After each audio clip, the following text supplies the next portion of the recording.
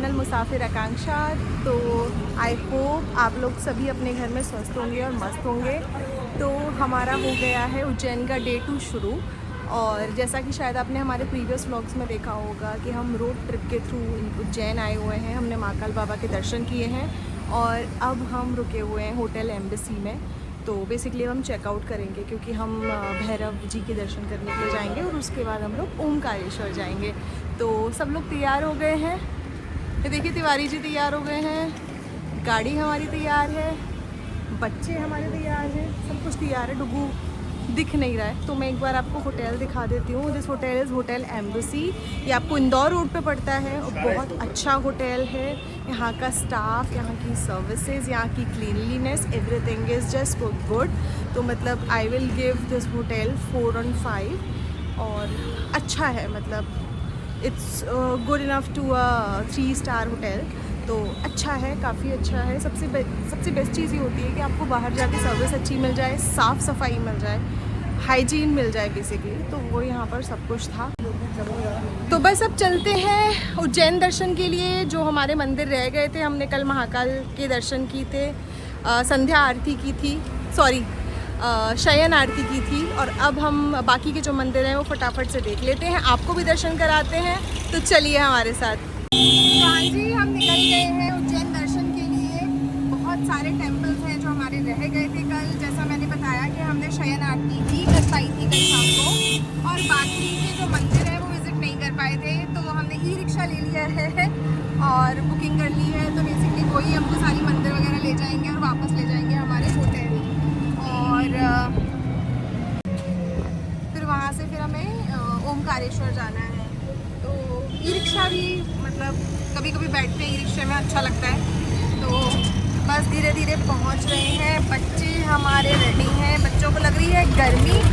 तो कल मौसम बहुत ठंडा था, बारिश हुई थी जैसे आपको पता है, लेकिन आज थोड़ा मौसम है ना गर्मी वाला हो गया है। तो गर्मी लग रही है, चिपचिपाहट है थोड़ी, लेकिन वैसे ठंडी हवा है, इतना भी ज़्यादा प्रॉब्लम नहीं है। तो बस चलते जा रहे हैं और आपको कराते हैं सारे मंदिरों के दर्शन। हाँ जी, तो आ गए हैं हम रामघाट पर दर्शन करने के लिए। और रामघाट पे अब हम दर्शन करेंगे, मतलब शिप्रा नदी के। हाँ, तो मैं कह रही थी कि अब शिप्रा नदी पर जा रहे हैं, आचमन करेंगे, दर्शन करेंगे और फिर वापस से दूसरे मंदिर की तरफ चलेंगे। ये है शिप्रा नदी और यहाँ पर लोग कर रहे हैं स्नान।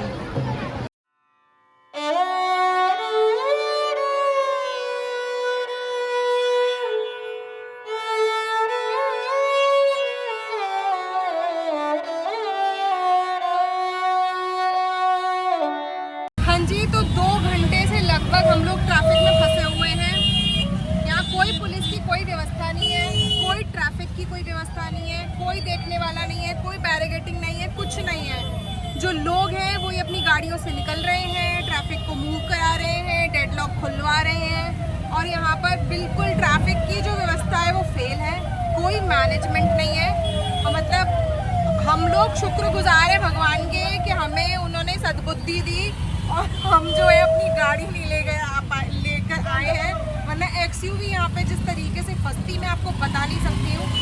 अब एटलीस्ट मतलब समय तो खराब हो रहा है और इतना पोल्यूशन है, मतलब मेरा बच्चा जो उसकी पूरी नाक वाक सब चौक हो गई है। और मैं तब से अपना दुपट्टा लगा के अपनी नोज पे बैठी हुई थी। बहुत ही बुरा हाल है भाई, बहुत ही बुरा हाल है। तो भाई जब भी आप निकलें किसी मंदिर के दर्शन के लिए, अपने होटल में अपनी गाड़ी को पार्क करें। बिल्कुल भी अपनी गाड़ी से आप उज्जैन दर्शन के लिए ना निकलें, वरना आपका बहुत बुरा हाल होने वाला है। मैं आपको बैक कैमरा से दिखाती हूँ, बुरी तरह से चौक्ड रोड्स हैं, चौक्ड एकदम। अभी हम थोड़ा सा मूव कर पाए हैं पर मैं आपको दिखाती हूँ।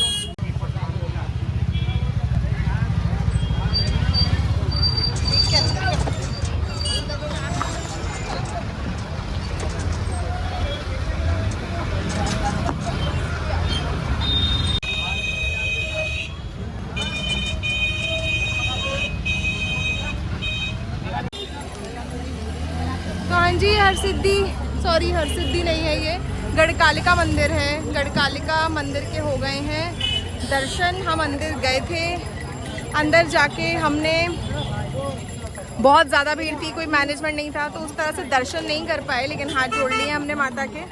तो मैं आपको बैक कैमरा से दिखाती हूँ, कुछ इस तरह से दिखता है गढ़कालिका मंदिर।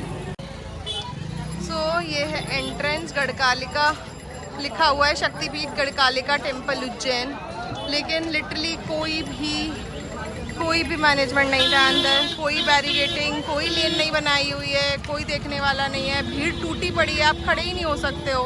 तो फिर हाथ जोड़कर ही हम आ गए हैं दूर से। उज्जैन की पावन धरा पर स्थित यह है काल भैरव मंदिर, जहां आस्था, विश्वास और दिव्य शक्ति का अद्भुत संगम देखने को मिलता है। काल भैरव भगवान शिव के उग्र रूप हैं और उन्हें महाकाल नगरी का कोतवाल माना जाता है। ऐसी मान्यता है कि जब तक भक्त काल भैरव के दर्शन नहीं करता, तब तक महाकालेश्वर ज्योतिर्लिंग के दर्शन पूर्ण नहीं माने जाते।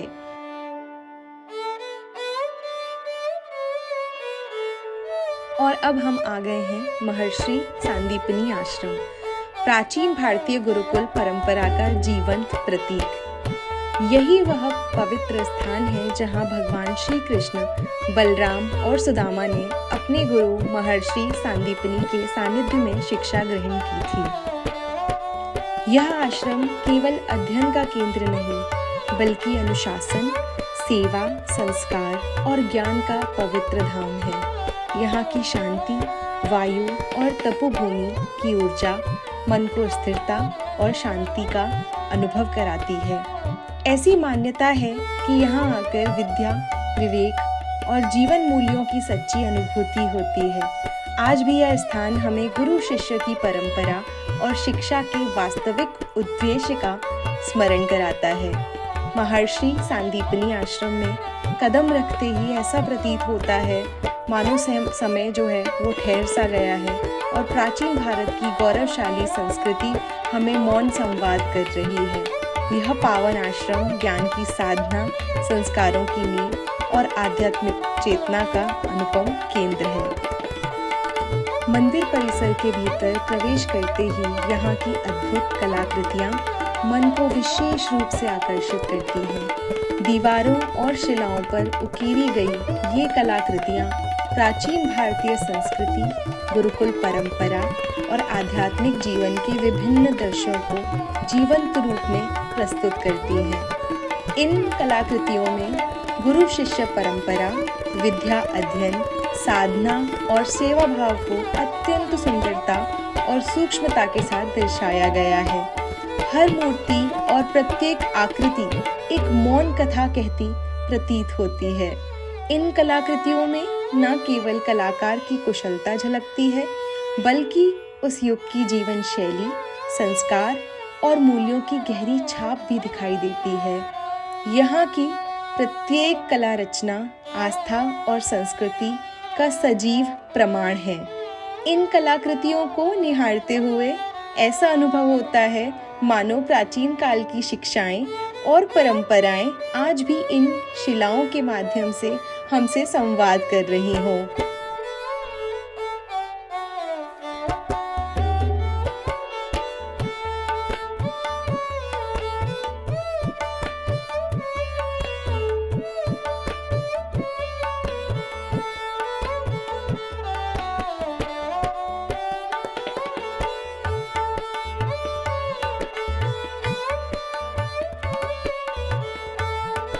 और अब जब हम आगे बढ़कर आए हैं तो हमें यहाँ पर एक कुंड दिखाई दे रहा है, जिसके अंदर बहुत सारी छोटी छोटी मछलियाँ हैं। और अब यहाँ से एक द्वार बनाया हुआ है जहाँ से हम जाने वाले हैं और श्री कृष्ण की 64 जो कलाएं हैं वो हम देखने वाले हैं।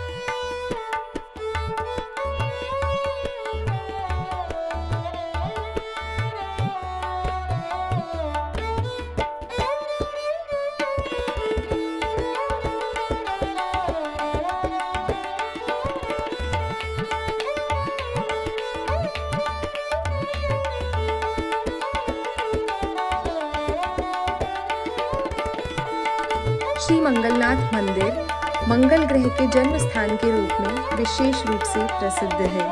यह भारत का एकमात्र ऐसा मंदिर है जहाँ मंगल दोष की शांति हेतु विशेष पूजन किया जाता है। माँ शिप्रा नदी के तट पर स्थित यह दिव्य धाम शक्ति, संतुलन और सकारात्मक ऊर्जा का अद्भुत केंद्र है। तो चलिए करते हैं मंगलनाथ जी के दर्शन।